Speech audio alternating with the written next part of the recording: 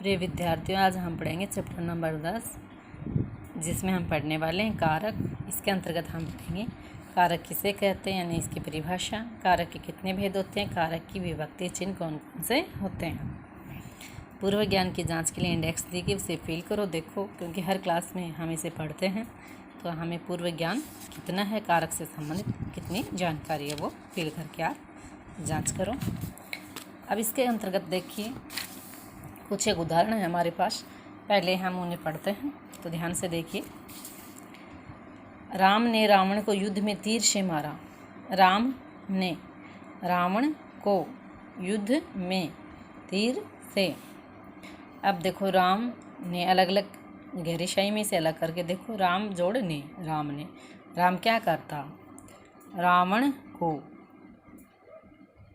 युद्ध में तीर से मारा। अब यहाँ देखिए, ने, को, में, से, ये सारे क्या हैं, ये क्या है, विभक्ति चिन्ह हैं। तो विशेष चिन्ह लगे हुए हैं शब्दों के सामने। ये चिन्ह ही क्या है, राम, रावण, युद्ध, तीर में क्या करते हैं, परस्पर संबंध स्पष्ट कर रहे हैं, प्रकट कर रहे हैं। क्योंकि अगर हम इन्हें हटा देते तो इनका अर्थ हमें पता नहीं चलता। फिर इनको हटाने पर शब्द क्या बनेंगे, वाक्य क्या बनेगा, राम रावण युद्ध तीर मारा, यानी इसका कोई अर्थ समझ में नहीं आ रहा। इसलिए इन विभक्ति चिन्हों का, विशेष चिन्हों का प्रयोग किया गया है। इसी के कारण हमें आपस में इनके संबंध का पता चलता है। तो देखिए, राम, यहाँ कोष्टक में जगह छोड़ दी है कारक चिन्हों की, विशेष चिन्हों की। रावण युद्ध तीर मारा, इन शब्दों में परस्पर किसी प्रकार का संबंध का कोई आभास हमें नहीं होता है, इसलिए कोष्टक में खाली स्थान पर उपयुक्त चिन्हों को जोड़ना आवश्यक है, यानी ये चिन्ह हमें लगाने जरूरी है। ये सभी कारक चिन्ह हैं, कारक की पहचान है। तो सबसे पहले हम इसकी परिभाषा देखते हैं, कारक किसे कहते हैं। आपको पता है, संज्ञा या सर्वनाम शब्दों का क्रिया के साथ संबंध जोड़ने वाले शब्द ही कारक कहलाते हैं। यानी संज्ञा और सर्वनाम शब्द होते हैं, ये क्या करते हैं, क्रिया के साथ संबंध प्रकट करते हैं। ये कारक ही वाक्य में अर्थ का विभाजन करते हैं, अर्थ का पता इनसे चलता है, और इसी के कारण क्या होता है, विभक्ति। तो हम कह सकते हैं ये कारक ही वाक्य में अर्थ का विभाजन करने के कारण विभक्ति कहलाते हैं। कारक चिन्ह ही क्या है, विभक्ति। इसे कारक चिन्ह कह सकते हैं या हम इसे विभक्ति भी कह सकते हैं, ठीक है। अब देखिए, और इन्हें एक अलग नाम भी है, परसर्ग, याद रखना। कारक चिन्ह कह दो, विभक्ति कह दो या परसर्ग, तीनों एक ही हैं। इन्हें परसर्ग भी कहा जाता है, परसर्ग, दूसरों से जोड़ने वाले। कारक के भेद आपको पता है कि संज्ञा तथा सर्वनाम से परस्पर मिलकर परसर्गों के कारण क्या पद बनता, वाक्य बनता है। कारक के भेदों की हम बात करें तो आपको पता है कारक के 8 भेद होते हैं। इसके विभक्ति चिन्ह हम पढ़ते हैं, जैसे आप हमेशा याद करते हो, कारक कर्ता ने, कर्म को, करण से, संप्रदान के लिए, अपादान से, संबंध का, के, की, रा, रे, रे, अधिकरण में, पर, संबोधन हे, रे, अरे। अब देखिए, अब लक्षण और वाक्य भी प्रयोग हम साथ साथ देखते हैं। इंडेक्स दी गई है, ध्यान से देखो। कारक, विभक्ति चिन्ह, लक्षण और वाक्य प्रयोग। कर्ता कारक होता है, उसका विभक्ति चिन्ह या परसर्ग होता है ने।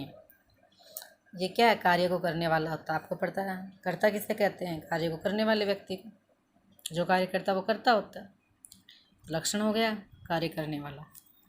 वाक्य हो गया, अध्यापक ने मुझे पढ़ाया, इसकी विभक्ति ने का प्रयोग, अध्यापक ने, पढ़ाने का कार्य किसने किया, अध्यापक, काम कौन कर रहा, अध्यापक। कर्म को, कर्म होता है जिस पर कार्य करने का प्रभाव पड़ता है। राम ने रावण को मारा, राम ने मारा किसको, रावण को, ठीक है। प्रभाव किस पे पड़ा, रावण पर पड़ा मारने का प्रभाव। कर्ण से, के द्वारा या के साथ, इसकी विभक्ति चिन्ह है, और इसे हम लक्षण के आधार पर जान सकते हैं कि कार्य के लिए प्रयुक्त साधन जिसके द्वारा काम हो, यानी कार्य करने के लिए कोई साधन काम में हम लेते हैं, वस्तु स्थिति कोई काम में लेते हैं, वही कर्ण होता है जिससे हम कार्य करते हैं। जैसे नाई उस्तरे से बाल काटता है, उस्तरा क्या उसका साधन है, ठीक है। पिताजी को पत्र के द्वारा सूचना दी, पिताजी को सूचना दी किसके द्वारा, पत्र के द्वारा। तो पत्र क्या है, साधन है, माध्यम है। तो से, के द्वारा, के साथ में इसका प्रयोग होता है। संप्रदान की विभक्ति को या के लिए, जिसके लिए काम किया जाता है, काम हो। जैसे दृश्या को फल दो, फल किसको देने की बात की, दृश्या को या के लिए। जैसे हर्ष के लिए साइकिल खरीदो। साइकिल खरीदने की बात की गई किसके लिए? हर्ष के लिए, है ना, तो के लिए या को। नेक्स्ट है नंबर 5 अपादान। अपादान विभक्ति चिन्ह होता है इसका से, जिससे अलग होने का भाव हो, यानी पृथक होने का भाव हो। जैसे सवार घोड़े से नीचे उतरा, घोड़े से नीचे उतर गया कौन? घोड़ा, घुड़सवार, घोड़ा चलाने वाला, अलग हो गया। युवक ने किसान की गाड़ी निकाली,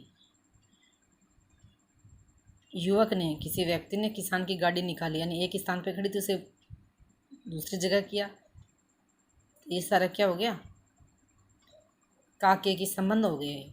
नेक्स्ट में पढ़ेंगे ये अलग होने का भाव, इसमें आ गया कि वाक्य दिया है यहाँ।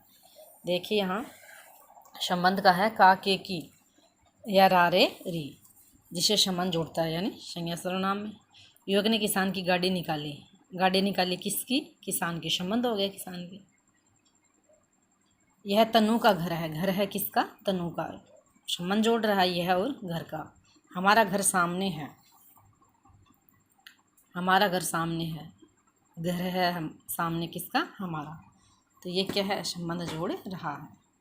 अधिकरण होता है में पर, जिससे कार्य के आधार का बोध होता है, यानी कार्य का आधार की जानकारी जिससे पता लगती है वो अधिकरण होता है। में या पर इसके विभक्ति चिन्ह है। राजमहल में राजकुमारी आई, राजकुमारी आई कहाँ? राजमहल में। मेज पर पुस्तक रखी है, पुस्तक रखी है कहाँ? मेज पर, यानी ऊपर होने का भाव। पेड़ पर चिड़िया बैठी, हम यूँ भी कह सकते हैं। या टोकरी में फल रखे हैं, तो ये सारा होता आधार। संबंधन होता है हे रे अरे, शब्दों का प्रयोग होता है इसमें, और चिन्ह भी लगता है, आपको पता है। जिससे किसी के प्रति बुलाने या संबोधन का बोध हो, या तो हम किसी को बुलाते हैं, पुकारते हैं, या फिर क्या करते हैं? किसी को संबोधित करते हैं, बोलते हैं। जैसे हे ईश्वर रक्षा करो, भगवान को बोला गया, हे भगवान हमारी रक्षा करो, यहाँ संबोधन चिन्ह का प्रयोग कर दिया गया है। अरे गीता शोर मत करो, गीता को संबोधित किया गया, तो यहाँ भी विभक्ति चिन्ह का प्रयोग हमने कर दिया है। ये तो हो गई इंडेक्स और इससे संबंधित बातें। अब आगे देखिए, अब हम पढ़ते हैं जो कारक हैं उन कारकों की परिभाषा और कुछ और उदाहरण। जैसे कर्ता कारक, आपको थोड़ी देर पहले भी बताया, कर्ता का अर्थ होता कार्य करने वाला, यानी जो काम करता वो कर्ता कहलाता है। संज्ञा सर्वनाम के जिस रूप से क्रिया के करने वाले का बोध होता है उसे कारक कर्ता कहते हैं, यानी कर्ता कारक वो कहलाता है। जैसे बालक ने पुस्तक पढ़ी, पुस्तक किसने पढ़ी? बालक ने। छाया पत्र लिखती है, छाया लड़की का नाम है, वो क्या करती है? पत्र लिखती है, तो यहाँ ने के बिना भी काम चलता है, यानी उसके बिना भी कर्ता का हम प्रयोग करते हैं। यहाँ बालक ने लगा दिया और छाया ने पत्र लिखती है। कई वाक्यों में क्या ने का प्रयोग अशुद्ध करता वाक्यों को, तो ने हटा दिया जाता है। कर्म कारक, अभी आपको पता है, जिस वस्तु या व्यक्ति पर क्रिया के व्यापार का प्रभाव पड़े उसे कर्म कारक कहते हैं। जैसे कृष्ण ने कंस को मारा, मारा किसको? कंस को। मारने का प्रभाव कंस पर पड़ा। पुलिस ने चोर को पकड़ा, पकड़ने का प्रभाव किस पर पड़ा है? चोर पर पड़ा है। तो क्रिया का व्यापार, यानी जिससे कार्य का प्रभाव होता है, तो पकड़ने का कार्य किया गया पुलिस के द्वारा, उसका प्रभाव किस पर पड़ा? चोर पर, वो पकड़ा गया। करण कारक, आपको पता है, संज्ञा सर्वनाम के जिस रूप से क्रिया के साधन का बोध होता है, यानी माध्यम का बोध होता है, वो होता है करण कारक। जैसे बालक साबुन से नहाता है, नहाने का कार्य किसके द्वारा किया गया? साबुन के द्वारा। वह बस से मथुरा गया, मथुरा जाने का कार्य किससे किया गया? बस से किया गया। संप्रदान कारक, जिस संज्ञा सर्वनाम के लिए कुछ दिया जाए या कुछ किया जाए उसे संप्रदान कारक कहते हैं। जैसे मौसी बालक के लिए खिलौने लाई, खिलौने लाई किसके लिए? मौसी बालक के लिए। ये फल तुम्हारे लिए हैं, फल किसके लिए हैं? किसी विशेष व्यक्ति है उसके लिए। अपादान कारक, संज्ञा सर्वनाम के जिस रूप से अलग होने का बोध होता है उसे अपादान कारक कहते हैं। आपको बताया था अभी, अलग होने दो वस्तुओं व्यक्तियों का संज्ञा सर्वनाम होगा। जैसे पेड़ से पत्ते गिरे, पेड़ से पत्ते अलग हो गए। गंगा हिमालय से निकलती है, अलग हो गई, हिमालय से तो निकली लेकिन वो उससे दूर होती चली गई, बहती चली गई। पेड़ से पत्ते टूटे और क्या हो? अलग हो गई। संबंध कारक, संबंध कारक क्या होता है? संज्ञा सर्वनाम के जिस रूप से उसका संबंध वाक्य के अन्य सर्वनाम शब्दों से प्रकट हो उसे संबंध कारक कहते हैं। संज्ञा सर्वनाम का संबंध पता चलता है। चेतक राणा प्रताप का घोड़ा था, चेतक किसका नाम था? घोड़े का किसका था? राणा प्रताप का। हम सब भारत के वासी हैं। हम सब वासी हैं किसके? भारत के। संबंध बता रहा है व्यक्तियों का, निवास करने वाले व्यक्तियों का भारत से।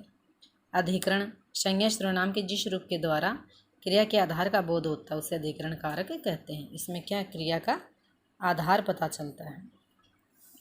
तालाब में कमल खिले, कहाँ खिले? तालाब में। पेड़ पर बंदर बैठा है, पर में पर क्या इसकी विभक्ति चिन्ह आ गई। संबोधन कारक संज्ञा सर्वनाम के जिस रूप से किसी को संबोधित किया जाए या पुकारा जाए उसे संबोधन कारक कहते हैं। जैसे हे अर्जुन युद्ध करो, अर्जुन को पुकारा गया है, युद्ध के लिए संबोधित किया गया है। अरे महाराज आप आ गए, तो देखो संबोधन चिन्ह भी लगा हुआ है, यहाँ राजा महाराज को पुकारा गया। तो इस प्रकार से ये हो गए हमारे कारक, इनकी परिभाषाएं और कुछ उदाहरण। Thank you.